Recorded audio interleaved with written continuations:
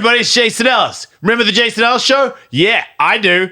It's on Patreon, and it's like 5 shows a week, and we have guests, and YouTube can't stop us from saying stuff, and we say it, and you can text, and you can be a part of the show. We can synergize. Come with us. Sign up right now. Remember when the Jason Ellis Show used to be live 5 days a week? I remember that. It still is. Oh, this show that you are enjoying, this free pod, thank you for being here, but this is just a amuse-bouche. It's just a little morsel. It barely counts as an appetizer of what is waiting for you every stinking week at patreon.com/EllisMate. I have no boss. We can do whatever we want. All right, should we fire this puppy up? I'm ready. All right. Oh, I'm going to sing, and there's a smoke machine. I have to warn you. Okay. Don't worry about it. I'm It goes real quick. okay. Alrighty. 3, 2.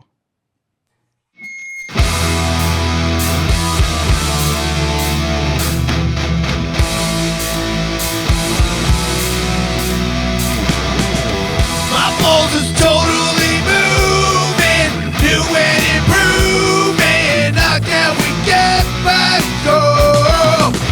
I've got the heart and desire. My balls are on fire, ready to take us to the top. Welcome to the show. Did you know that your mom is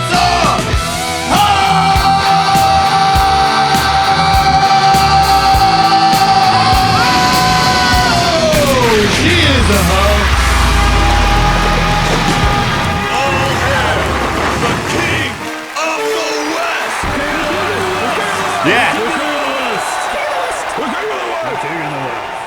The smoke machine decided not to go, which means it's gonna go again, and I don't want to turn it off because I like it when it interrupts.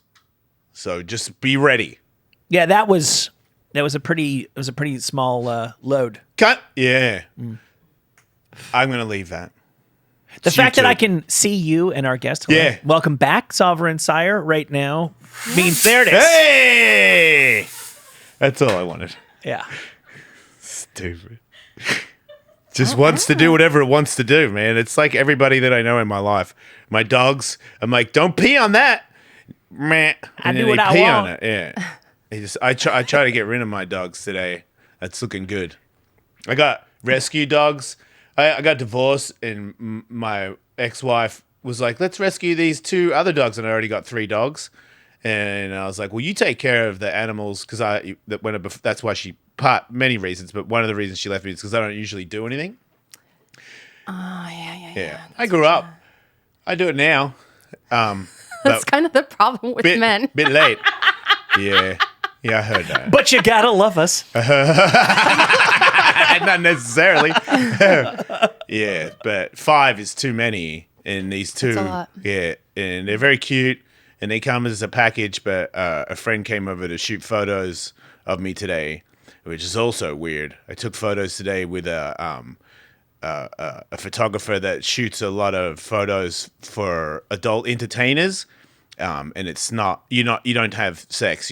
It's like artsy photos, but Who was it? Alexandra, know their last name. I forgot. But they're pretty cool. When you mention their name, everyone else goes, "No way!" So I'm like, "Yeah, I don't know either." But they hit me up, and here I am, and now I've got a dog mask on, and I'm on my knees with little boy shorts on. Sure, but real artsy. Okay, that's Yeah. okay. We're starting to get closer to a photographer. I can't think of the last name, but that is now. What's their last name? But they're the nicest people. They did it so well. Do they and- normally do like sort of latex and leather stuff? Yeah. Kind of like. Yeah. I feel like I know who you're talking about, and For sure you do. They are a very big deal because I Yes. started as a fetish model before. Right. I went into adults, and then I follow them, and all their photos are amazing. Yeah, like, I'm pretty super- sure it's just the last name is escaping me, but like I feel like I know exactly who you're talking about. Is it something like Katja? That's what I'm coming up with, or Ka. Probably not Kaka. Well, anyway, they're We'll find amazing. out. Yes, it is. All right. Yeah, and they're amazing. And I'm not used to modeling. And I get uncomfortable. I get nervous. You know what I mean? I'm like the opposite. Like all I've ever done for Right. a job is So have I. so- But I modeled as a skateboarder, which means you have to pull the same face the whole time. And Okay. it's like, I don't care and I'm very tough. right. So that's my modeling face. Yeah. It's like, oh, we're taking photos because of my new shoes out. And I go, you have another face, Jason? I'm like, what about this?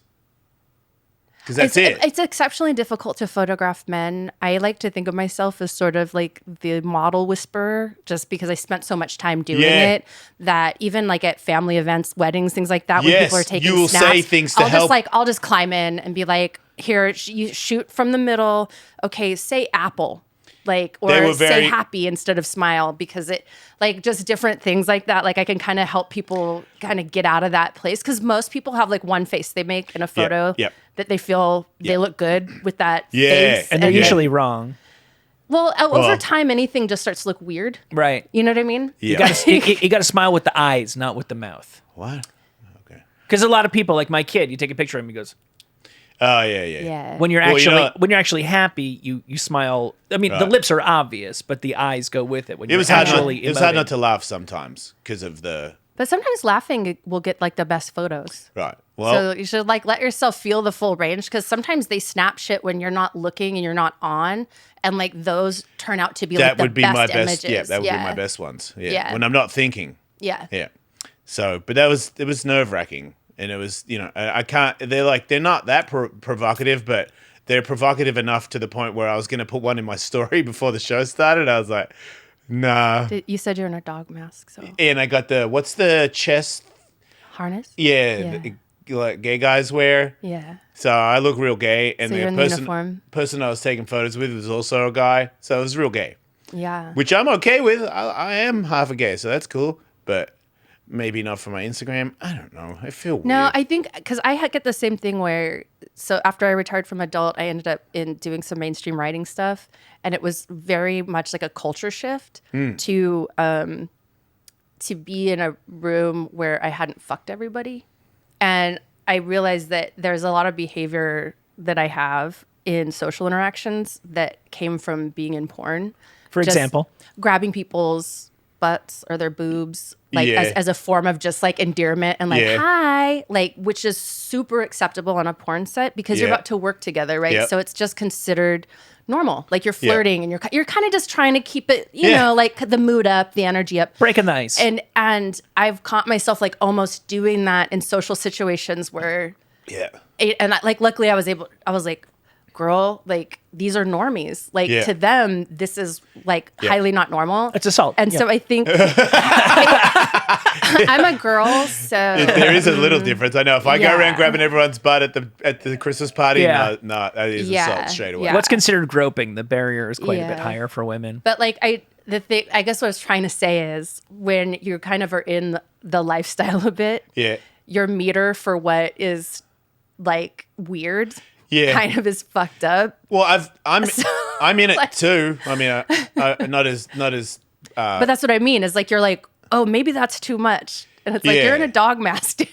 yeah. It's a Yeah, lot. it was, I knew this was happening. There was a lot of things happening. And at one point, Miles was here, and I didn't know Miles was here. And I walked by with boy shorts, and I'm like, wait, what are you doing here? Like, this is gay time right now. Like, I don't need Jason L show in gay time. Like, you're crossing the swords. When did you start getting gay? Like when did that happen? I mean, I've had some experiences my whole life, but coming out probably about 10 years ago. Okay. Michael? I mean, Maybe less? Depends on how you want to Stone consider show? it. Oh, okay, that was Well, probably so like you were 5. on the radio show Sovereign, and Yeah. I looked it up. It was 2017, 6 Yeah. year ago. At that point, you Oh, wouldn't have okay, been- well then 4 years maybe. yeah, you wouldn't have been aware that. Okay. Sorry, I hear my head a lot. It's all a blur to me. Well, no, I had a friend that Dustin that just came out as bisexual like maybe a year or two ago. Yeah. And he was like, look, there's something like I've got to tell you. And I was like, okay. And he's like, so like I'm bisexual. And I was like, duh. And he's like, what do you mean, duh? And I was like, you used to tell me stories about how like you would get really drunk and sometimes suck guys' dicks. Yeah, well that. And he was like, oh, I guess that is kind of gay. And I was like, bro, kind of. Yeah, I was way more Not to alert get to all, that. not to bro, get like all, there's no way yeah. to have a dick in your mouth and not feel some type of way about it. not to get all Jeff Foxworthy here, but if you just sucked off a guy, you might be bisexual. I thought I was going to be a redneck. Damn it. Yeah. you've got bad habits, like I have, this is not a read. I'm just telling you. If you've got bad habits and you want something to help you get through these bad habits, that's a good habit, try Fume. And if you want to get a 10% discount, tryfume.com, use the promo code Jason, and you're off to the races. Thank you, Fume, for sponsoring the podcast. Yeah, so it's still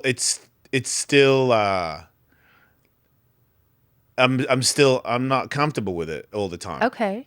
You know, like I think I talk about it because I want people that are younger that have gone through like what I went through to know that it's okay and that I'm here and I'm me and that's okay. But it doesn't mean I haven't. I still feel uncomfortable because I know, you know, I'm a moto guy, I'm a fighter, I'm a skateboarder. Skateboarding's actually okay. They love it. Skateboarding's like very gay. When Yeah, when I was in high it's school. accepting. When I was in high school. Oh, I don't know about back then. So when I was in high school, like all the skaters. Yeah. Like I went to a performing arts high school, so given that, but still, so like all the skater boys, Yes. as a joke, would make out with each other because it was like, oh, it's so funny, and I was just like, wow, just like skaters are really open minded. Man, that wasn't really, wasn't happening at my ramp. You and Really? Danny Way? Yeah, exactly. Well put. Yeah, no, that I wasn't feel like happening. there was a segment scoot over here. of like the punk rock Yeah, culture no. that was all about just completely like anything that was a taboo. Not at all. like, Yeah. was something to be run over. you No. know? See, there's a gay and a not gay way to make out with a dude when you're a teenager Yeah, in yeah. the 90s. Because I can recall doing it with guys at parties where I knew that there was somebody there who, homophobic is such a strong word. I'm trying to like lead with the love. Yeah. Very uncomfortable with the That's idea. all. Yeah. So we found it really funny to go, oh, if the three of us are alone in the room, I'm making out with you in front of him just because we know how much it'll make him Well, uncomfortable. yeah, and that's kind of what I'm talking about. Yeah, you know, right. is that it was seen as like a punk rock gesture to make squares really Okay. uncomfortable. Yes. Like Yeah, but it was blowing seen a as just guy's- rebellious. Blowing a guy's another Blowing a way. guy probably is a little Right. next level. Yeah. Right. So, yeah, I didn't do that either. Like I did the straightest thing a gay guy could do. And then when I came out, I was like, why not try different things? And at first I didn't like them. Like I remember, like kissing a boy I don't like that. Like you could blow me, but if you try to kiss me, I'm like, dude, that is so gay. Don't do that. I'm not trying. It was like, you know, that movie Boondock Saints? Where Yeah. the cop is William Dafoe Yeah, is like yeah. gay, but he doesn't want anybody to do gay Yeah. stuff to him. Yeah. I really related to that. Like Yeah. there was certain things where I was like, don't touch me. I'm queer. So in lesbian culture, we have pillow princesses and touch me nots. Ooh, so touch me nots. A That sounds touch like me not is like a stud, right? yeah. That doesn't want their breasts or their genitals to be touched in a way that kind of makes them feel feminine. Yeah. Does that make sense? Like, Yeah. like they want to be the man. Yeah. Kind of in. That's They me. don't want to be men, but like in the bedroom, they want to take on the assertive, aggressive role. The first time a guy touched yeah. my nipples, I did everything in my power not to laugh. Because I was like, what are you doing? Yeah. This is dead. This is dead here. You don't But have now- sensitive nipples? No, but now I do. Now I let it happen. Now I Good. do all those things and I like it. But it took a long time for me to break it down and be Yeah. okay with it. Yeah. I think that was the main thing. It was like I had a gay friend who wanted me to go hang out with another guy, and I went over there with him, and the guy tried to kiss me, and I was just not having it. And I was like, I don't really feel that good. I'm gonna cut out. And I waited outside, and then when he came and he got in the car, he started laughing. I'm like, what are you laughing at? He's like, it's because he tried to kiss you, isn't it? And I was like, yeah. And he knew me more than I knew me. Right. Because Yeah. he was like, it's okay. You're just not, that gay. And I was like, but I went there with you. How's that not gay? And he's like, it's Right. okay. You're okay. You don't need to get weird about it. Because I did get weird. I was like, why? How can I do one thing and not the other? But I think I just practice and letting go of the self-hate of being bi Yeah. until I was like, you should just be proud of it. If it feels good, then do it. Like if you want to kiss a girl, what's the difference? Because I always thought when you kiss a girl, if you take the girl out of it, you look pretty gay. Your eyes are closed and stuff. You look super gay. You're Oh, like, yeah, oh. like especially when men come. the look you guys get on your faces, like right before you bust or like right as you're busting. Yeah. Like as a woman, it is like the most hilarious moment during sex Oh, because it's like wow. the one time you see a guy actually like kind of like drop the shit. Oh, wow. And like, so for me, that's actually my favorite moment in sex is I like to turn and look back. I like to see that look on Yeah. his face because he just looks so helpless. And I'm like, how does it feel? Wow. Babe? You know what I mean? Just like See, I feel like that was me. But now I think I have a gay face the whole time. Oh, good Because for you. there's I don't care anymore. I just want it all to happen. Yeah. So I don't care what I look like. I don't care what you look like. I just want it all to, I'm in. You know what I mean? I'm in the zone. I don't think about nothing anymore. that's fantastic because It took a lot of work. yeah, because I like I a had lot to of suck a lot of dicks to get past that. like a lot of the guys that I've been with. I haven't been with a lot of guys actually, but like my biggest complaint used to be like you're so quiet during sex. Like it's horny for me to hear you grunting and making noises, like reassuring me that you're feeling good. Like that's part of the turn on. And a lot of them are like, I don't know, like I just like I'm supposed to be stoic, you know? Yeah, and I was just like, we're doing the grown up. I'm way loud. I'm way louder now. I'm trying not to curse. For both people. For all people, I should say. Yeah. So you're an adult entertainer who retires, Yeah. and then like you're very smart and like you do a lot of stuff, not just Yeah, I do. comedy, but you like wrote scripts and I mean I followed you on TikTok and even forgot you were even on the show. I was just like, man, this chick is like has a lot of information and a lot of entertaining stuff. Oh, thank you. I like without thinking you were ever coming back on here. I was just like, wow, I think I've met you before. I swear I hit my head that much. I know you. And then when you text me, your number's in my phone. I'm like, I definitely know her yeah. because it's in my phone. Yeah. But I'm just more of I was a fan of your TikTok as Thank of you. recent. I love that. I like that you love have all that. these things about history because obviously I didn't Yeah. go to school. And I'm like, oh, wow, cool. I didn't know that. Yeah, I'm a huge history buff. So Were you good in school? Yeah, I was pretty good. What makes you go down the road of adult entertainment when... So it's kind of like a coming of age story, but so I grew up really poor, but I came from a family that had sort of like ambitions for me, you know, Yeah. wanted me to do really well. And I was just always taught education. Yeah. Like we're poor. That's like the only way you're going to get out. Right. Especially because you're a girl. So it's like, this what's on the table. So I really applied myself in school and everything. I was just very focused on like, I have to get a scholarship. There's no way I can pay for it by myself. So I was really focused in school, but it wasn't because I loved learning. It was because I was like, this is survival, Yeah. right? Like I have to get in and I have to do something. And when I got into college, I was like, I'm going to study psychology. And my mom was like, no, you need to major in English. You're a really good writer. And I was an artist when I was a kid and like I was not encouraged. And I know we're poor and I know it's hard, but like you have to be an artist. Like Yeah. I don't want to watch you go through not having that. So I did that. And then I got scholarships and grants and I got the school I went to paid for me to go to graduate school in creative writing poetry. Yeah. But it was a free master's degree. So I was like, who am I to turn that down? Like, Yeah. I don't have a bunch going on. So I went, I was an ESL tutor. I was a teaching associate. Like I was doing the thing you do in grad school and working on my thesis. And then it was like, I was ABT, all but thesis. That was like all I had left to do. And it was one afternoon and it was late in the afternoon. So school was pretty much let out. And I was just walking down the hall of the English department and, you know, it's just doors on either side of the hallway and most of them are open to the teachers' offices. And there are like these sort of, they're not cubicles, but they're these, you know, they're not huge, expansive. They're like these kind of cramped things and they're cramped in there with like all their books and filing cabinets and their computer shit.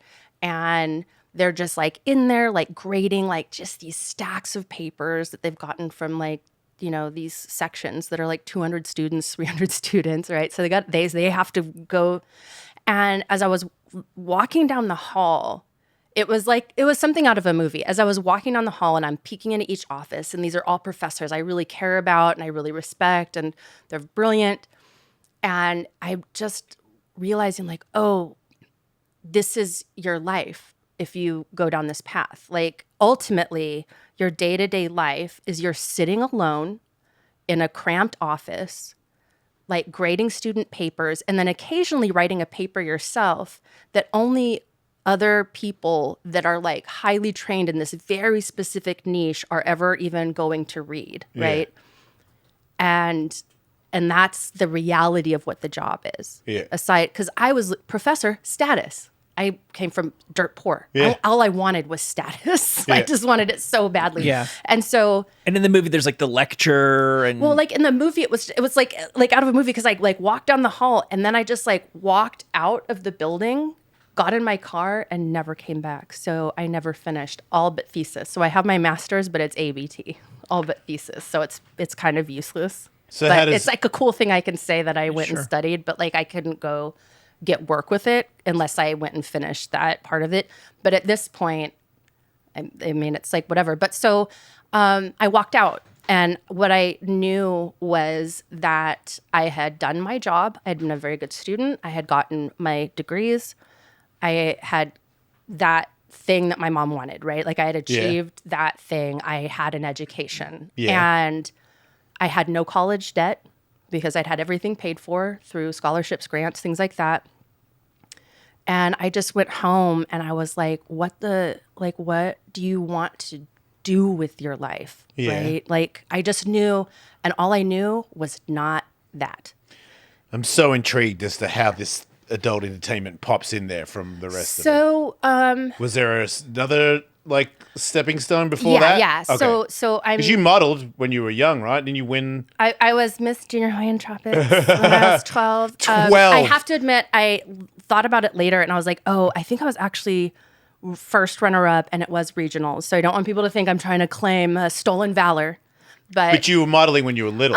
Yeah. Like so you were in a world of dudes eyeballing you at a very Yeah, young age. Do you think that was part of it? I always had. Do you think that was my- healthy? Looking back? I just always got a lot of attention. And For being pretty. Yeah. And I didn't like it. So You didn't like it? So the first thing I did when I was like 14 or 15, I had this long, curly, like red blonde hair, and I cut it chin length and dyed it black. And like, I just didn't want to be, I wore really heavy makeup, like goth stuff. Like, Yeah. I just didn't want to be perceived sexually. And the men that tended to be doing it were men in their 30s and 40s. And I'm like 12, 13, 14. Like, this wasn't like other kids. I didn't care if other kids thought I was attractive, because that's who's supposed to find you attractive, right? As your peers. But the attention made me uncomfortable, but I knew it was there. Yeah. Right. And I knew that it was kind of like this check that I could cash if I ever wanted to. And when I left school, I didn't know what I wanted to do, but a friend of mine was like, you should model. At the time I had like blue hair and a bunch of piercings. And she was like, I hear that they pay money for, suicide girls, and there's this other site, God's Girls. And maybe what you could do is do some modeling, get naked. And I had already done like art modeling and stuff like that. So like I was always very comfortable being naked. I never had any judgments about it. And she was like, maybe you could take that money, you could like backpack around Europe for a couple months and like figure it the fuck out, man. Yeah. And so I submitted to God's Girls and Suicide Girls. God's Girls was like a Suicide Girls competitor. But it was a similar thing. And this is not like penetration or spreads. I mean, this is like very tame, very artsy. A lot of I'm it's aware. self-shot, right? Like, but just for context, like this is very soft core, like not adult yet. Like this is kind of like on the edge. It's like artsy modeling. it was perceived as very much like punk rock, indie. Yeah. It's like, look how rebellious, they're naked, right? And the photographer that was assigned to shoot me was in New York. And what I found out later is he had seen my submission photos and fell in love. And so even though I was supposed to be shot by an LA-based photographer, he had asked for the gig and had paid for my plane ticket. I didn't know that. So all I knew was that I was assigned to this New York guy and they were going to fly me out. Hey, Tully, your face looks really good today. Thank you for noticing. I did run my brand new Harry's razor over my face. Shaving always makes me feel good, Michael. Why is that? Think I've got hair that comes out gray and it makes me feel like I'm going to die soon. Right. So if I shave it off, I can conceal the lie that it's all over. Right. You can not have to face your imminent mortality. Thanks to Harry's razors. Real talk, you've known me for the better part of 20 years. You've probably seen me shave about 3 times. You know why? Yeah, no, it irritated you or something, I right? hated shaving until this very morning when I look at this. Oh, you actually did do that. I did. Wait, I wasn't. I know you weren't. I was waiting for that. Will you check it? Look at this bad boy. Yeah. I didn't even know I could get a handlebar. Dude, you look. This is a good look for you. Crazy, huh? Yeah, Thank you, Harry's. It's not just us who love Harry's. They have incredible customer satisfaction, and you out there have got nothing to lose because they offer a no-risk trial. Get your best shave ever this summer. You got your razor, you got your lotion, you got your exfoliating cream. What don't they have for your face? Get your best shave with Harry's razors and skincare products. Get $13 starter set for just $3 at harrys.com/Ellis. That's harrys.com/Ellis for a $3 starter set. So I flew out and I met him, and I like fell in love immediately. He was like 6'2", half Filipino, half white. How old are you? Like, huh? How old were you? I was like 29. Okay. And so, anyway, like he shot me a bunch, and then I started getting shot by all of these big photographers in New York. So like George Pitts and Ken Leichenwalter and Keith Major, and like just a bunch of like guys that get Taschen books, like that kind of like high end, very whatever. And while I was doing that, I got really tired of being poor because we were living in New York City, and we were sort of like, he was doing headshots, I was retouching and editing the photos, like, you know, like we were hustling. We were doing the hustle that you do when you're like young and in love. And I got scouted on Twitter. I was friends with a performer named Jessie Lee, who's a Burning Angel model. Sure. And she'd been in a really bad car accident, and she'd gotten a really bad brain injury. And we decided to throw a fundraiser for her. So we got all of our photographer friends to donate prints, and we started doing these pop-up shows at little bars in New York and Brooklyn, where people could pay $20 and pull something off the wall and take it home. And people really loved it. I mean, we sold She out had another car everything. crash recently? She might have.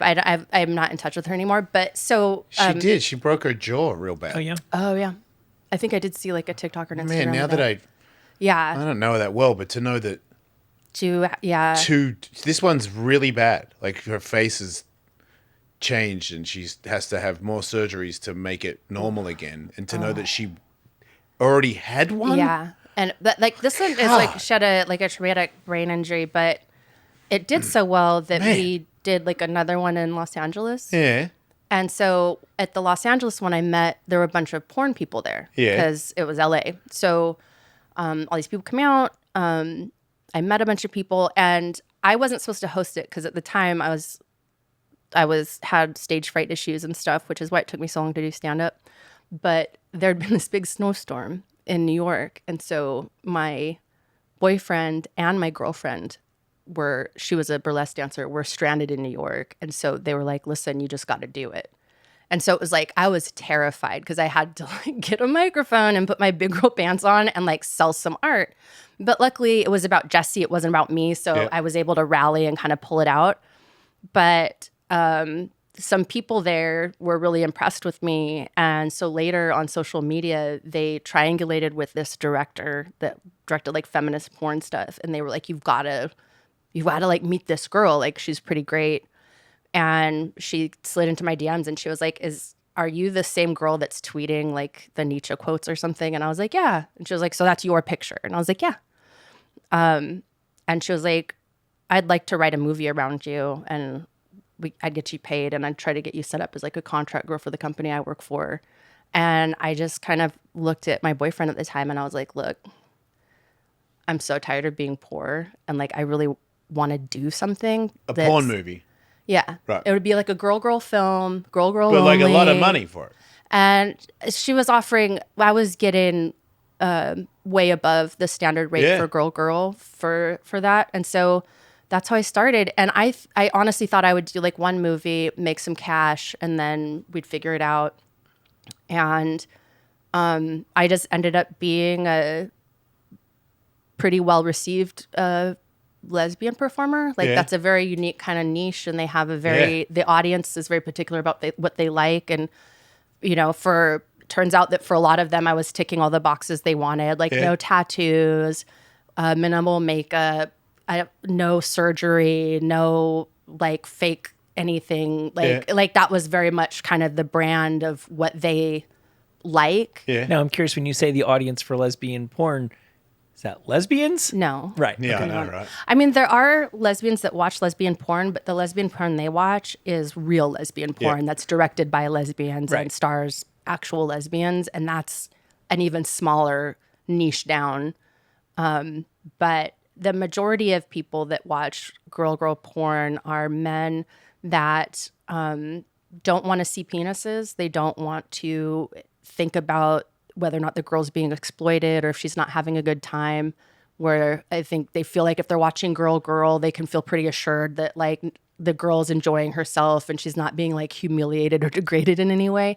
So it tends to be appealing to a kind of person that might have some sort of hang-ups around boy-girl stuff, and just they're not able to let go of the idea that like, is she being trafficked? Like, is she okay?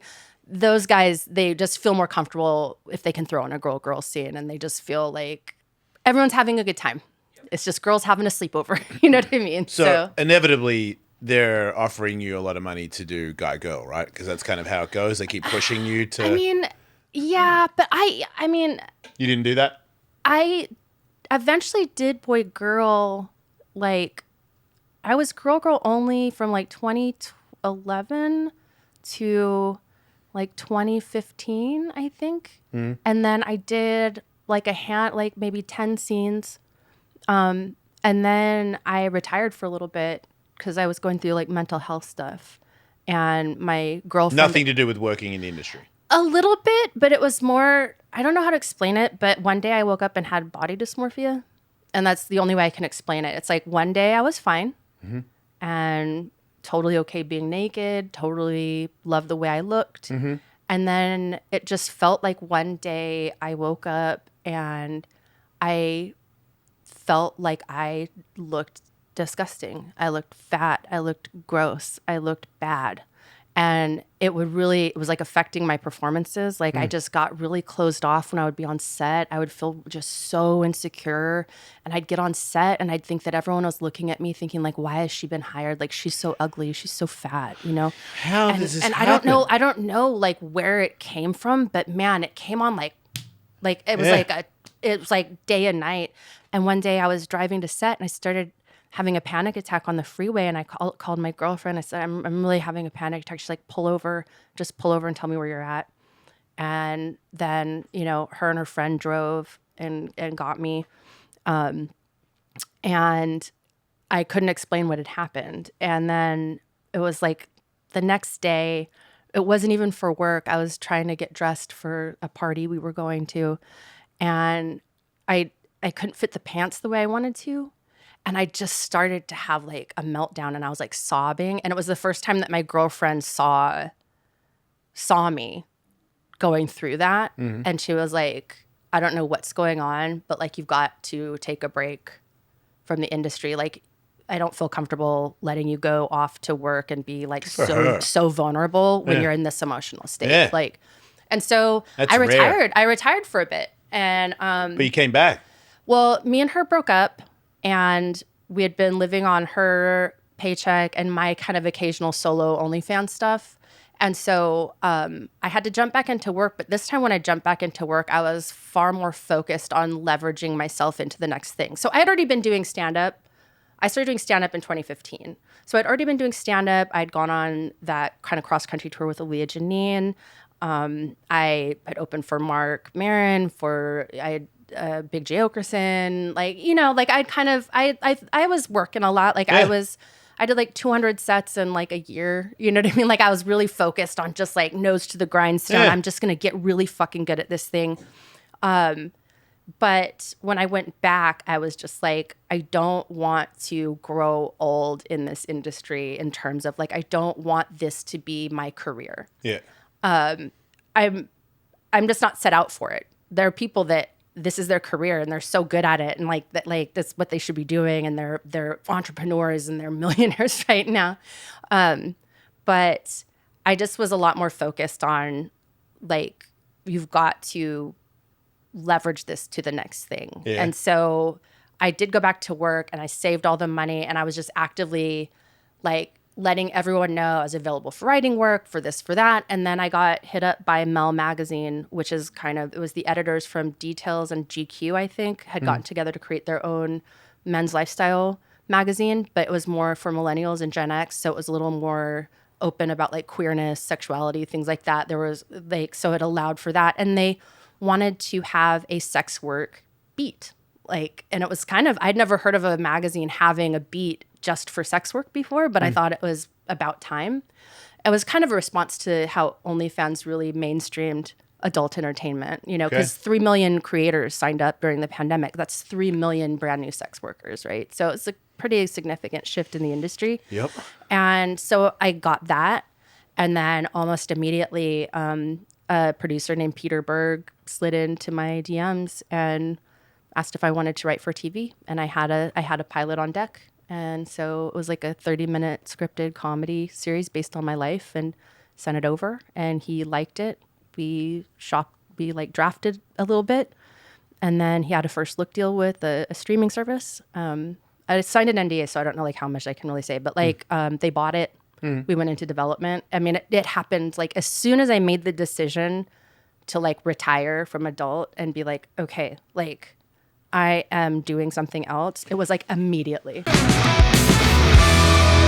Hey, Tully, I need to stop this show for an important announcement. Yeah. I have a phone case and charger from Nomad Goods. Remember Nomad? Of course I do. Our old friends. Yeah, we actually Nomad. know the guy. We do, going way back, and we are both, we're happy to have them sponsoring the show because we both use Nomad Goods. You see this rugged, weathered, this is like, what's that guy, Sam Elliott, the guy who plays the cowboy and everything. Yeah. This is the Sam Elliott's face of phone cases. I got a black case because I'm like John Wick, and look, I got a black pen that they're making. I could kill people with an effing pen. You sure can. So. And we got a great box of Nomad stuff here. I'm looking at a 30-watt USB-C charger. I got a gang of these at the house. Nomad has the best phone charge. Like they got a one where your phone sits on it. It's just it's like I'm lazy. I get like the one that you get at 7-Eleven. But now I was like, oh man, that was really stupid. My whole life just getting the jank when I could get Nomad products. That's right. For iPhone cases, Apple Watch straps, wireless chargers, ultra durable cables. Mine have been ultra durable several years and running. They asked me if I wanted more. I was like, honestly, I'm good. The ones you sent me last time, still working just fine. Thanks anyway, Nomad. Keep doing what you're doing. Nomad uses American leather, and Nomad is a climate neutral certified brand. Check out Nomad at nomadgoods.com/Ellis to see what living the nomad life is all about. That's NOMAD, Nomad Goods, GOODS.com/Ellis. Be sure to use code Ellis to save 10% on your first order. Thanks, Nomad. You retired before you got the deal. Yeah. So there was a second there where you were like, Scared. yeah. Terrified. Yeah. I'm still terrified. But Yeah. I'm terrified in a different way. You know, I was sitting in a dinner at a fancy like Beverly Hills place. I mean, the kind of place that has special private rooms and, you know, white tablecloths and all that stuff. And like, I grew up, we didn't have running water or we used an outhouse till I was like 12 years old. Like dirt poor, literally dirt poor. In the Fresno area? Yeah. Mm-hmm. Wow. A lot of it is still very rural, farmland, things like that. And it was in really kind of undeveloped. It's more developed now, but it was in a really kind of undeveloped area. And my adoptive father had like built his own house on the property and like built all these other things and was kind of a weird off the grid sort of hippie kind of persona. So there was just like, we cooked everything and heated all the water on a stove. There was sort of like an outhouse. It wasn't quite an outhouse because there was an actual toilet, but it didn't flush, and it was like it had been set up as like an outhouse that you had to kind of like leave the house in the middle of the night and like go like a scary showers in the morning. Like there was a sprinkler attachment on like a cold water hose, and like I would just get hosed off in the morning, and like so. I mean, to grow up from that and then be sitting in a room in like Beverly Hills with executives that are in charge of millions and millions of dollars. Yeah. It was terrifying because I didn't know like how to behave, and I really only had Peter to kind of. Peter is such a good mentor. Like he's so amazing.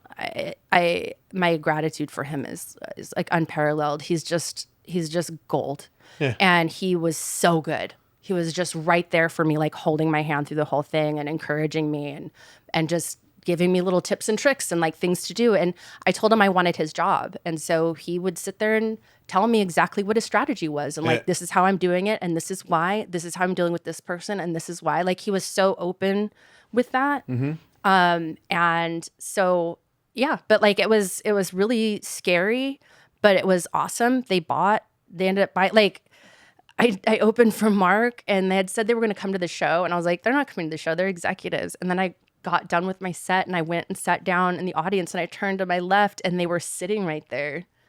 And I was like, oh my God, you guys came? And they're like, yeah, like you were fantastic. Oh my God.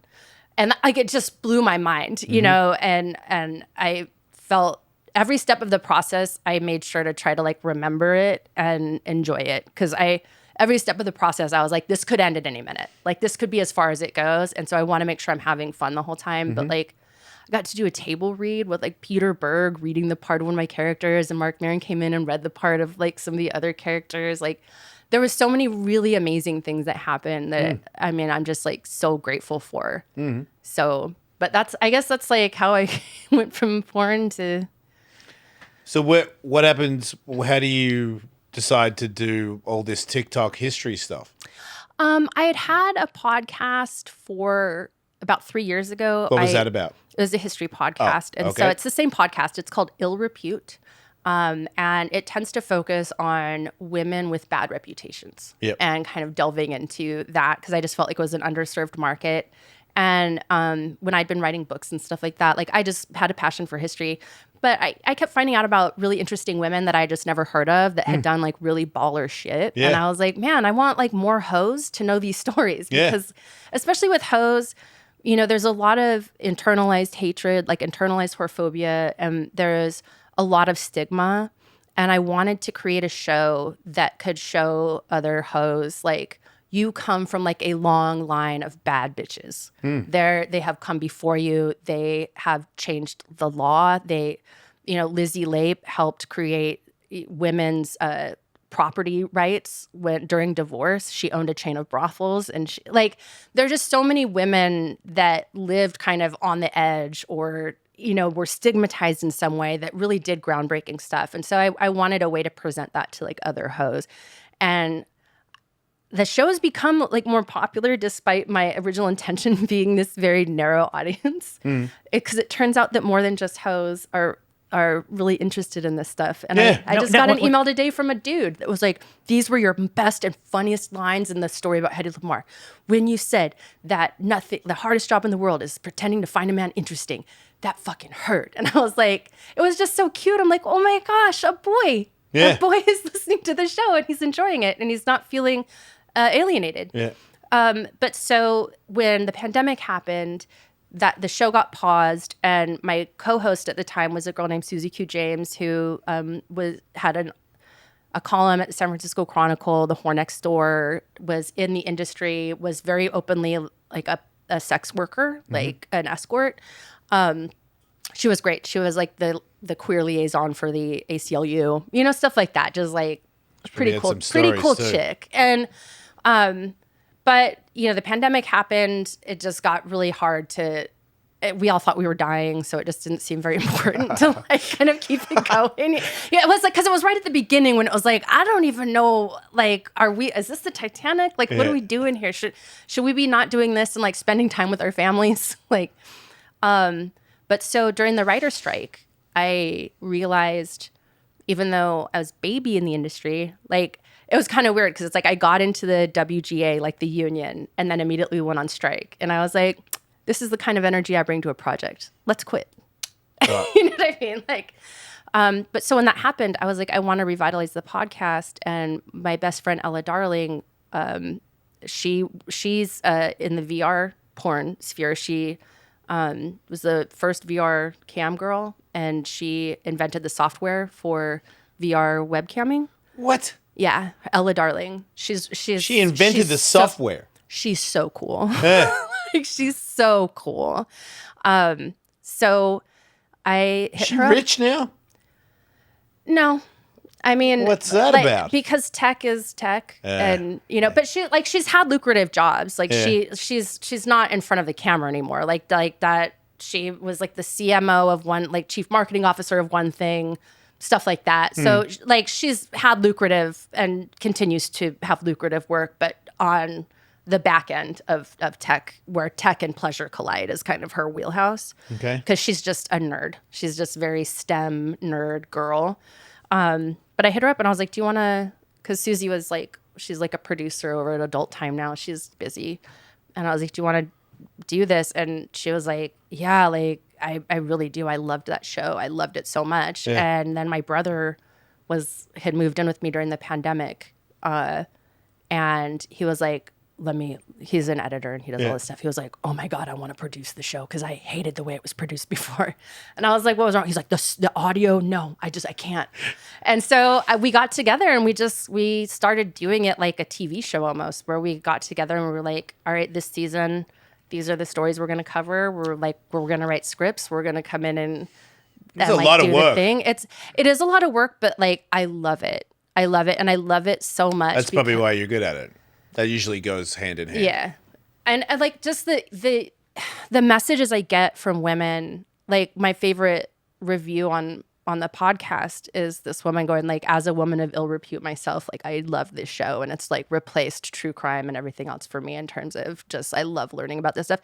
Those comments, like that's what I love to hear, is just, I just want this really stigmatized group of people, which is hoes. Like we face so much, banks will not bank with us. If your landlord finds out you do this job, you can lose your apartment.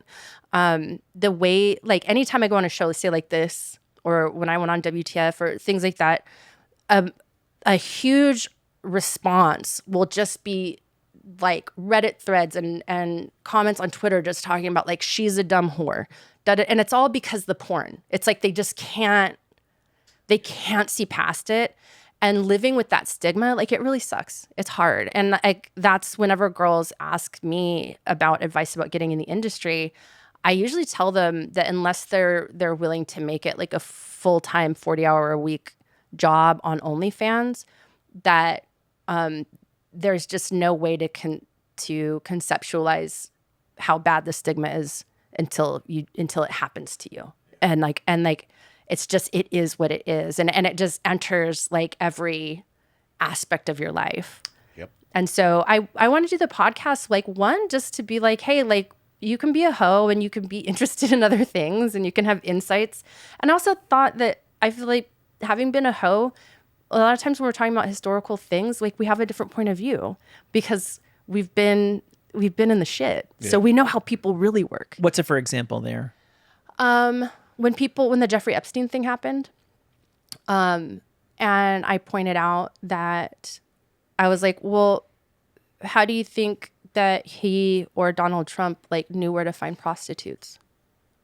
Like, you think they were like walking down the street or modeling agencies, right? Right. Mm-hmm.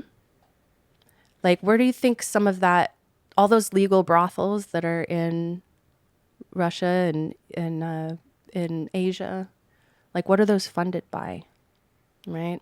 It's like, where's that money being hidden? And what was Jeffrey Epstein? He was like a hedge fund manager. He was money market manager. I don't know.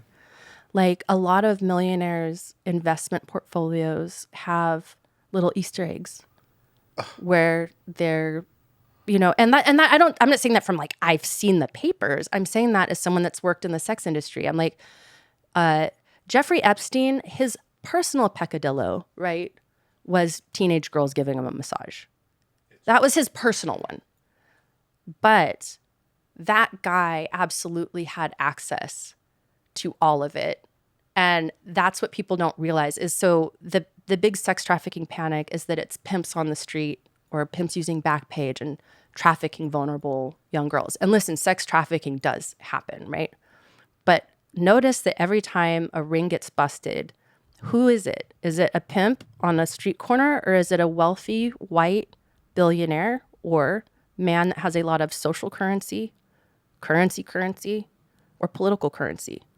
That's who the real pimps are, right? And they're running a very smooth machine, right? And like, so that would be an example of something where that just comes from the experience of knowing how people work and how this all works, you know? Right. Because it seems like even they have like, you know, authorities or government officials tracking down these people, and then turns out those people were in on it as well. And it's like, well, that makes a lot of sense, because how do you not just bring that down? How does like, hey man, these guys are doing this. How does it pop up again? Yeah, Like- and how can you run a business where the average customer can find it, but law enforcement can't? Right. Yeah. I mean, what's the one with the...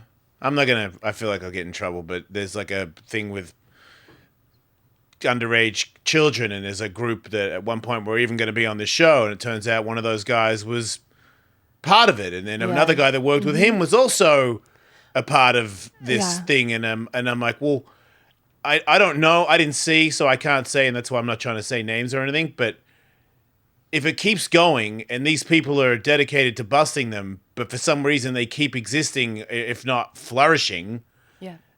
how is it like you guys are doing it? You're done, but they're not. They're never done. It's still they still are being stolen and sold around the world. But there's like government organizations that are busting these guys, but the ratio of like it dropping, it hasn't. I mean, there's like, I don't know about like Taryn Manning and the Golden Juice or whatever that meme was. Like you saw that, like she went on like Whitney's show and was like, "You were never offered the gold juice." Yeah, I know. Right. I don't want to say like that. And I know that like, okay, so part of it is this weird hyper normalization, right? We see it in movies so much that we're like, oh, but that's not real. That happens in movies. Yeah. But the thing is that men in power seem to have certain vulnerabilities, and it comes with sex stuff. And I think part of it has to do with like when you could have any kind of sex you want whenever, then what will start to happen over time is like a constant need to like up the ante, to increase the adrenaline, the state of arousal, which will start leading people down these dark paths towards stuff that just gets weirder and weirder and more morally and ethically fucked up. And I guess if it hasn't happened to you, maybe know, you can separate yourself. But yeah, as I'm a guy, I'm a dog. I think about it all the time. Not underage. I think about having sex with people a lot. right. And if you don't want to do it, I am more grossed out than you are. Trust me.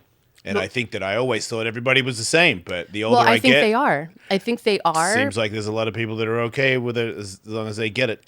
Well, I think that people that pursue positions in politics, this is a huge generalization, but I think that people that tend to pursue power, right, their compass is already not going due north. Like their compass is already off, right? And so they're probably more likely going to be interested in non-consensual or power dynamic type scenarios. And that's a vulnerability. And a lot of these people that are doing the trafficking have no interest themselves in like underage girls or anything like that, but they can provide them. And then that creates a vulnerability in the person that's been provided with the service, because now you have stuff on them. Now people, when they hear that, they're like, that's like out of the movies. I'm like, sometimes the shit you see in movies is stuff that like it happens. And like, and cause I was on TikTok and they had just like this guy that was in a government position had just been outed for, trafficking. And the guy was like, why is it that these stories are never bigger? And I was like, because it doesn't fit the narrative and they don't want you to see it. Yeah. What's a Ghislaine Maxwell lady like? Why is there no list? Right. Like, she's in jail, right? Yeah. Where's the list? Why don't we talk about it? Why does it Exactly. like? And my show is little, so it's not going to do anything. But why isn't somebody real big that has millions of people listen every day saying that? Like, where is that? Like, just no, there is no list. Or she was like, I don't know what you're talking about, and we're like, oh, okay, well, I guess you don't know what we're talking about. Seems like there is a list, Yeah. and people have stopped that list from existing, and the only people that can stop something like that from happening are very powerful. Yeah.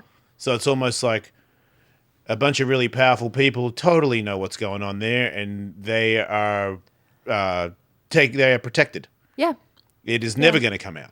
Well, and I think too, it just goes back to that thing that, this idea of Republicans and Democrats or libertarians or liberals is just a theory, but I have a feeling that once we get up into the place where people are like holding office, like they're all the same. Like they're all true goal of all of them is just to acquire more of the power, right? And so in a lot of ways, they're actually friends. You know what I mean? And they are looking out for each other because everybody has shit. Yep. Because I think that that's a full-time job probably in Washington is just negotiating like who has the worst shit.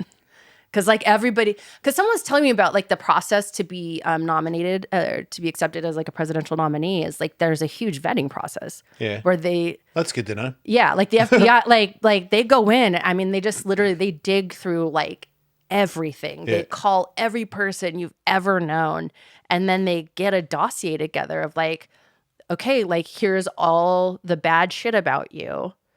Like it's all gonna come out and be a headline. Like, do you want to do that? And then they look at it and they're like, do we think you're going to survive that? So like Bernie Sanders like wrote some kind of legal document in like the 70s, like it was around like a court decision, but it could be interpreted as basically like rape apology. Like it could be interpreted that way. Yeah. And people have said that that's why he's never had like the Democratic nomination kind of thing is because like that if that kind of came to the forefront, it would just be really horrible. Yeah. Like it would like because looking at it through like today's lens, like a lawyer has a job to do. Like their job is to defend their client as best they can, regardless of what they think of the client, right? Like that's their sworn oath that's their job, right? Is the most vigorous defense possible because you want when someone's found guilty for that guilty verdict to be as undeniable as possible. So, but if you put that legal filing or whatever it was that it came from in front of an audience in like 2023, I mean, I think a lot of Gen Z people would find it like really a lot. Yeah. know? The intelligence agencies need to know where the person's compromised because you need to know where their vulnerability is. It's, the reason why they have to protect the families of the candidates as well as themselves is because if Russia tried to compromise them through the family, that would be big trouble. But I'll try to keep this as bipartisan as I possibly can. Both Donald Trump and Bill Clinton, to pick two examples, are compromised all over the effing place, and both of them managed to run for president. Yeah. And whatever they got on Bernie, I guarantee you they got 10 times as much on, there's this one girl that says one time in this bar in Arkansas, you blah, blah, blah. There's a lot more of that on Bill Clinton than there Would ever it be was. possible that you are allowed into it because we do have something on you, and without it, we can't trust you? Yeah, I think a lot of the sex trafficking stuff like probably has more to do with that. Like it may very well be a situation where someone's provided with a sex worker that they are not told is underage. Yeah. And then like after the fact, right? Yeah. So now they've got you. Yeah, like that stuff happens all the time. And I know it sounds like a conspiracy theory, but like some conspiracies are real. It's not so much a conspiracy theory. It's just sort of like the way things work. It's not that crazy to think about it. Like, like you set up, somebody's young, you didn't come from anything, and it's like this big thing, and everyone's giving you things and cars and vacations and whatever. And hey, do you want to have sex with these ladies? And you do. You're drunk, or they gave you drugs, or I don't know, whatever it is. You're caught up in it, and you didn't ask the person how old they were. I mean, I don't know. I've been abused, so I can't do it. Like I can't. If you're young, I'm like if you're dumb, I'm like But that's my issue, and I think it's probably saved me a couple times because I am a walking boner. But I know a lot of guys that are like, man, you see, so, and I'm like, yeah, but what do you mean see that? But that tells me everyone would do it. You're also like a slut. So there's okay, like there's normal people, and they're full of like weird repressions and self-loathing, and they self-flagellating, like hating themselves. Like they hate their boners. They're ashamed of their pussies. They're just like sex for them is like a weird kind of, it's a thing that is just like never quite dealt with. And it's something that they're whatever. Okay. Then there's like sluts. So we're people that like to fuck, right? Yeah. Like all of it, the smells, the seduction, the pursuit, the aftercare, the crazy, like we like we're like all in, like let's go, let's do this. When you have that mentality, you want a partner that's like equally down to clown. You know what I mean? Like, and that's how you're gonna have a good time. You're not gonna have a good time with someone that's not also perverted, because the sex is going to be so boring. Yeah. Like, why would you? Why bother? And that's like when I see dudes with like much younger women, I'm like, God, the sex must be horrible. Like, because girls when they're younger, like there's like, we're so full of like these kinds of weird insecurities around our bodies and how we look in doggy and like, do my rolls turn him off when I've got my ankles behind my head? Like girls think really stupid shit. Girls think really stupid shit. And it keeps them really uptight. Yeah. You know, and it's like, and I just look at that and I'm like, how can that be fun, man? Yeah. Like that person's not like licking your asshole or sorry, YouTube. No, if you say quiet, YouTube can't hear you. Don't worry about it. Yeah, well done. I barely know what you said. I'll just like, but yeah, like that person's not gonna like give you a rim job and like a golden shower, you know? They're gonna be like, I don't wanna hurt you. Right. Jesus Christ. Like, I want to jump in, but I'm not gonna. Do it. No. So we got to take it light. We took it dark. We got to bring it up into the light. We got to like. Let's do comedy. Yeah. All right. Well, real quick before, we've already been doing this for an hour. So before we wrap this up, speaking of who gets to be president, et cetera, did you hear that? It remains to be seen exactly how serious he is about it, but Conor McGregor has thrown his hat into the ring to become the president of Ireland. Yeah, okay. President of Ireland? Hell yeah. Right. I thought president of America, okay, no, but I haven't been there. Wait, have I been there at all? I don't think I even went there once. But but take it from me.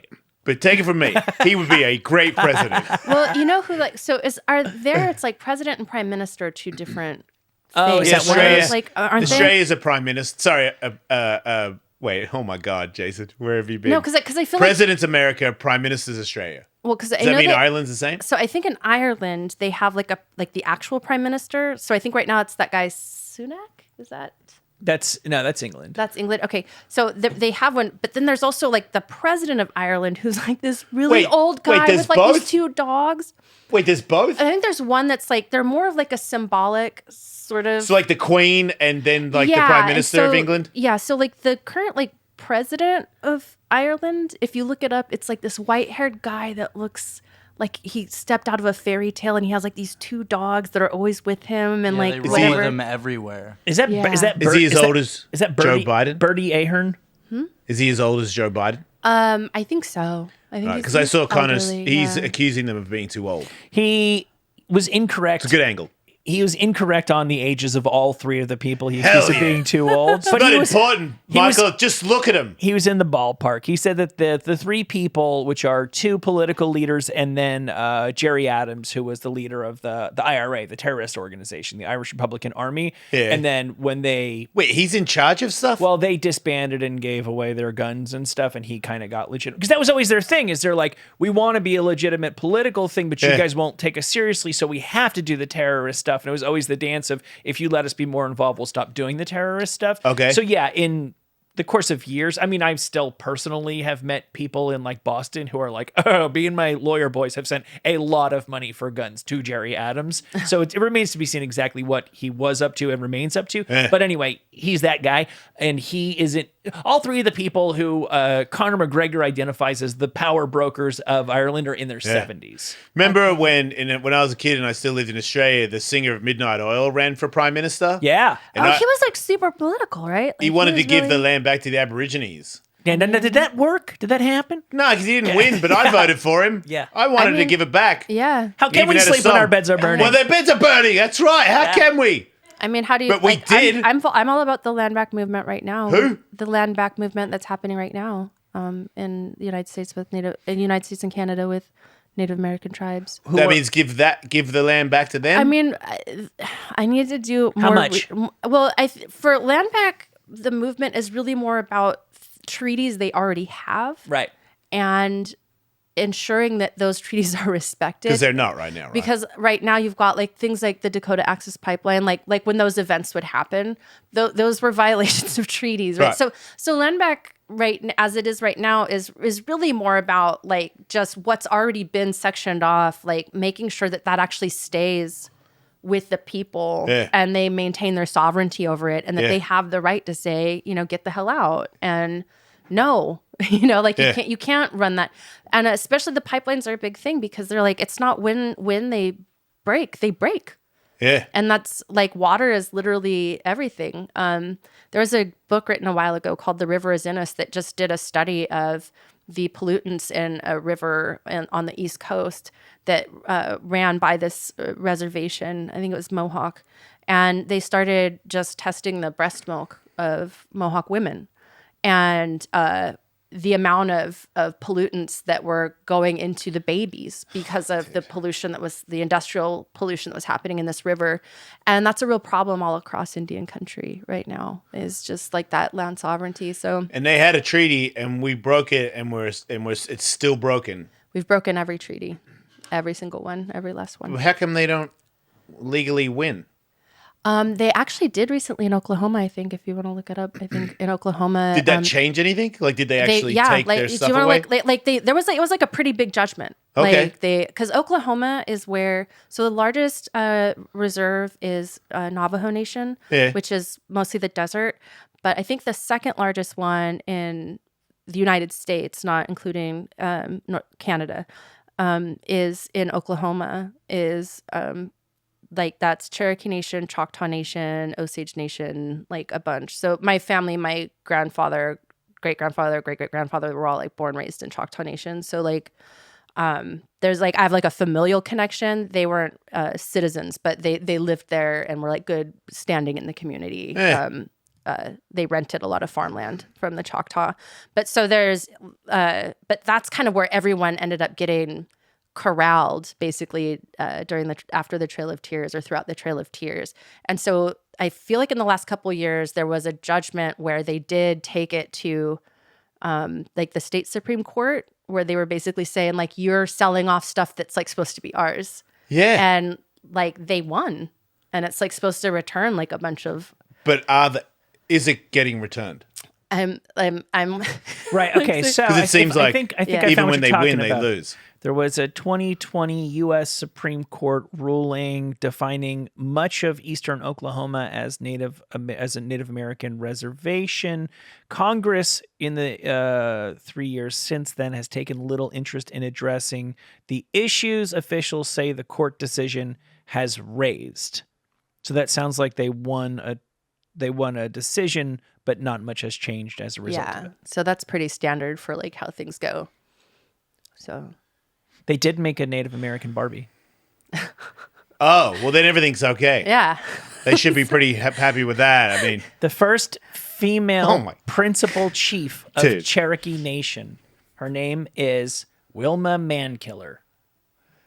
man killer. There's some great names. Yeah. There's Well, some that great- was They're her also, name. They're also really funny names. So like there's kind of two ways that it goes with like sort of native naming. Is like some names are really cool, like Tall Bear, Yeah. Red Cloud, Solid. really solid. But I was doing research for this. I did a script for a Western, so I had to do a bunch of deep dive search on Native Americans and the American Indian Wars. So I got like really deep in there. But also, certain tribes have naming conventions where you are named something that is like a joke. So it's to keep you humble. But a bunch of these folks signed up and were registered as like scouts during the wars. And because I'm on Ancestry.com, because I had to do all this research for this biopic I wrote, I found all of these like muster rolls for like scouts that have names like Little Hermaphrodite or like Dark Cock. Like there's like really That's my these name for names sure. where they would just be like, they're like sort of, I just did an episode on Olive Oatman, and she was a settler that ended up living with the Mojave for 5 years. And their name for her was Spansa, which means rotten pussy. What? That's not nice, Sure know how to make a lady feel welcome. right? How are you supposed to bounce back from that? I feel like socially the way, you know, it's like a form of social thing of like keeping everybody kind of in check, you know, like Yeah. it's like, and so like, I think in Native cultures, someone might have like 3 different names, you know, like your government name, the name you were given by an elder, and then kind of your funny name. You're Like, stinky pussy. but I'm not an expert. It's just like what I gleaned from what I do. But I try to stay aware of issues like that just to know kind of what's going on, Yeah. where we're at. Education seems handy sometimes. I miss that. Well, plus there's not like too a late. personal connection, like knowing my family came Right. from Choctaw Nation and Yeah. stuff like that, even if they weren't citizens. Just like, oh, like I'm just more interested when I see stories about stuff Yeah. going on over there. I'm just like, well, what's happening That's why now? I voted for the Midnight Oil guy. I forgot his name. Peter Peter. some or other. Nah, I was going to say Jackson. but I that's- loved his work in The Hills Have Eyes. Shut up, Michael. Leave the guy alone. He's a very He was like, handsome man. I feel like I remember that video somehow. Like, Oh, it was legendary. He danced that like was that. a, yeah, that's, like he had just his like own- this really intense face. But he and, did like, that. He didn't just do it in that video. Every song I saw him. No, I know. That's how he that's how he performed. Wherever he is right now, he's probably doing that. Doom, doom, doom, doom, doom, doom, doom, doom. He just did that all day, and he you know what, he had debates on Oh, I know. TV, Yeah. and he schooled fools. Even though I didn't really know what he was saying because I'm not very smart, Right. I was just like, hell yeah, give it back. And I don't think everyone around me was agreeing. I thought. Well, wasn't there didn't you guys have another vote about recognizing the Aboriginal? We were real mean to them too. But like, I mean, it was very recent where there was like some kind of vote I wasn't there. around I was here. around recognizing. It had something to do with like around recognition. Oh, the kids that were taken from their families in the 60s? Yeah. No, that's Canada. That's the '60s scoop. But this No, they was, did that in Australia too. Okay, so this was in Australia, and there was a big vote, and like, because all the people I follow that are Australian were like, make sure to vote this on this, and my TikTok is all liberal, so I think they were on the side of like recognizing something, and like it was A referendum yeah, failed. yeah. 60% of Australians voted no in a referendum that asked whether to alter the Constitution to recognize Aboriginal people with an advisory body that would have advised the Parliament on matters concerning the community. I'm sure that became a football around larger attitudes because that's such a specific thing. People wouldn't. Yeah. Of course, it matters, but it wouldn't matter all that much. But somebody decided that was the line in the sand as a culture, as a society of like, are we giving these people a seat at the table, or not? It's tough though because the community we gave them like a car and money for beer and like put them in little areas where all they did was have that car and beer. So that's all we saw. Yeah. And we were like, what's the problem with Aborigines? Why do they drink all the time and don't do anything? Like not understanding their like how they were like we put them there. We gave like if you gave that to us, we'd be doing the same thing. Yeah. It's just like, oh, Aborigines, they got problems with drugs and alcohol. It's like, no, you gave them nothing and said Yeah. you don't have a job. Yeah. But here's a car.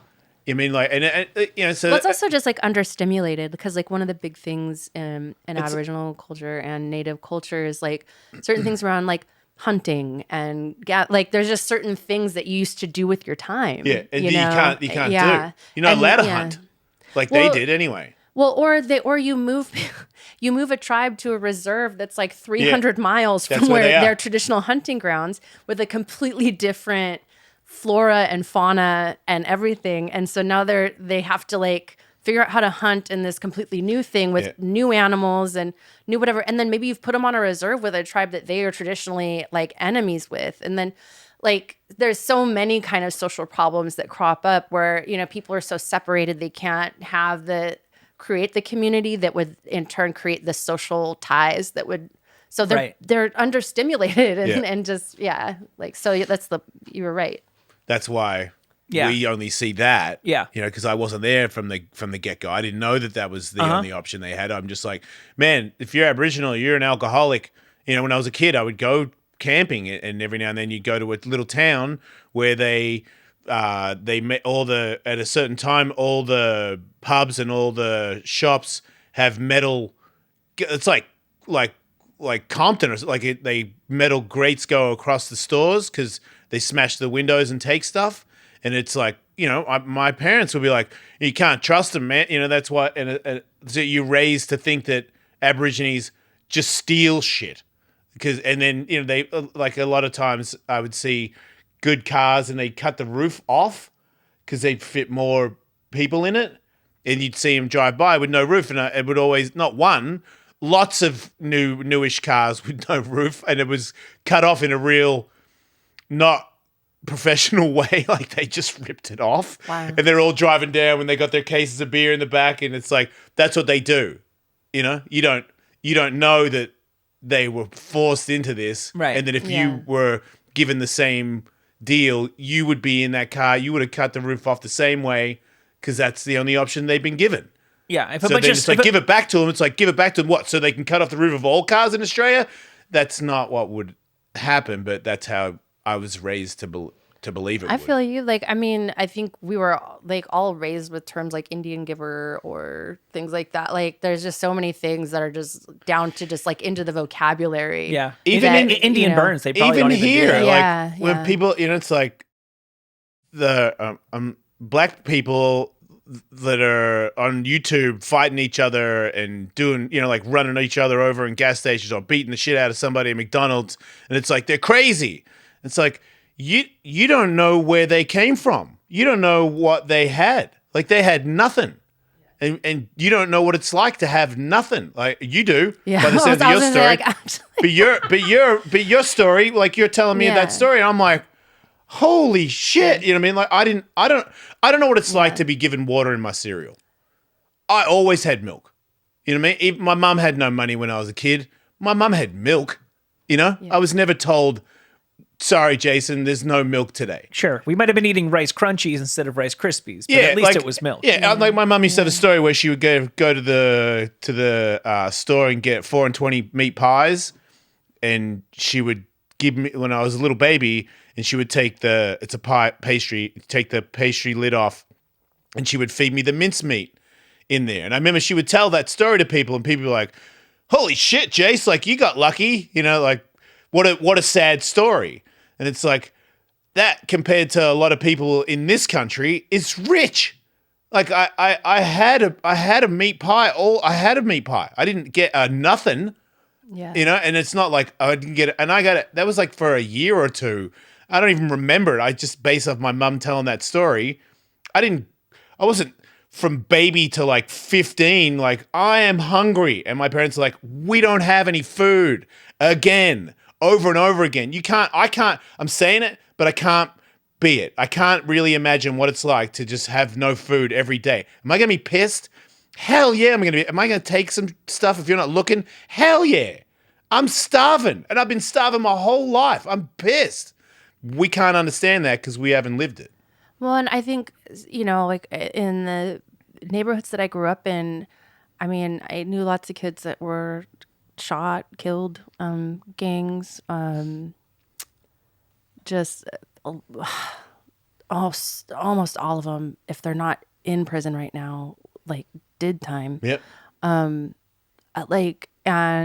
there's just something when you're living in conditions like that, you just, the overwhelming lesson is like that the world is hostile and unfair. Right. And there's no right or wrong as long as you're playing the game. It's like being in prison, man. Yeah. Like if you're in prison for long enough, you know if anybody steps to you in any kind of way, even if it doesn't really annoy you, you have to beat that person's ass. Like if they take your fork and you didn't even need that fork, you have to beat their ass on principle.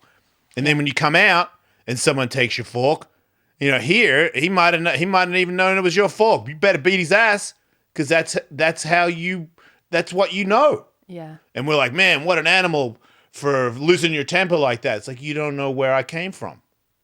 We don't know. Yeah. Yeah. This has been really dark. So, like, can we? We do comedy. Like, She does comedy a lot. I You should see her do. TikTok. You should see her podcast. We're going to do another show right now on Patreon where we're going to talk about a lot of fun stuff. Yeah.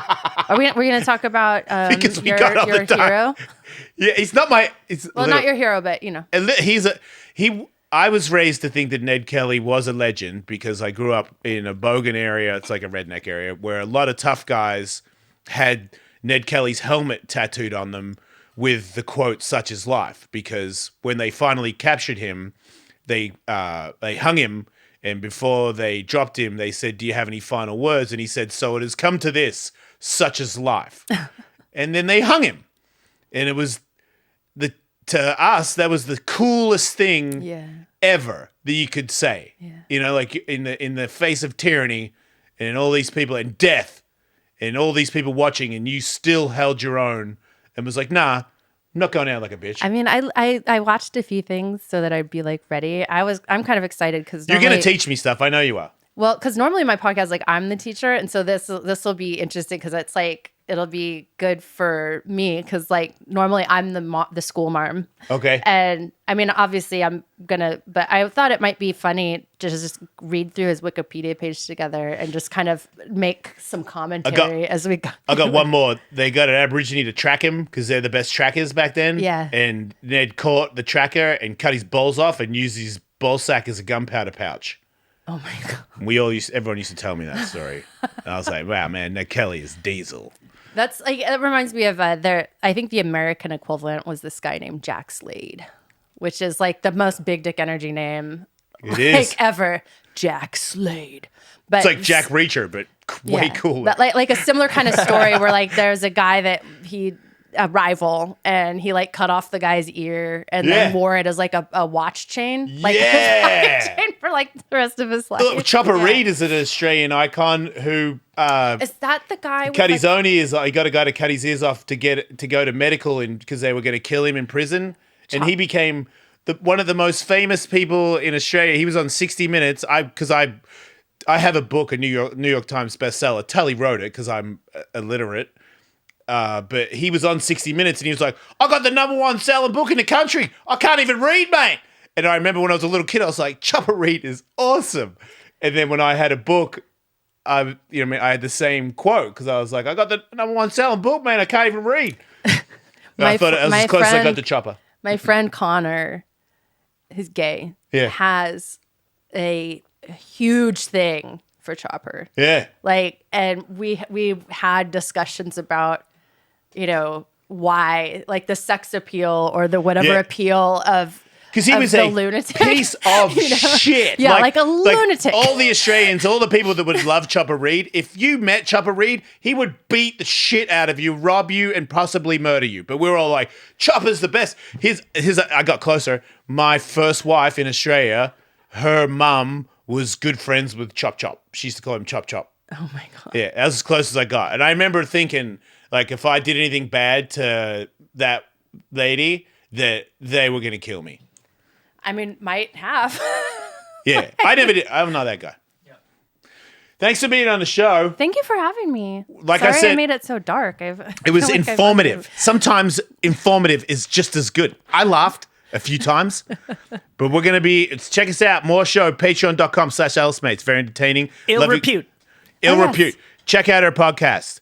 Okay, everybody. I'll see you next week. I love you guys. Don't die.